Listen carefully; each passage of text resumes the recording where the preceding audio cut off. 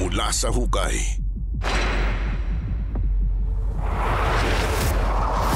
Norman?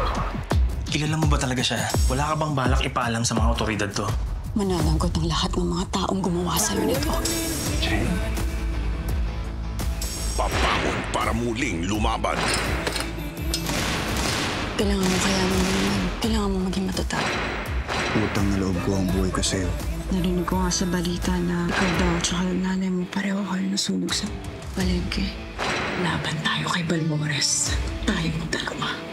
Kaya dapat ipangako mo sa akin na walang ibang makakaalam ng totoo mong pagkatao. At ako lang ang makakaalam ng tunay mong pangalan. Magpapago na ang buhay ni Norman de la Cruz bilang si Abraham Espiritu. Carlo J. Caparas, Lumuhod Ka sa Lupa. Weekdays, 2:30 p.m. sa TV5.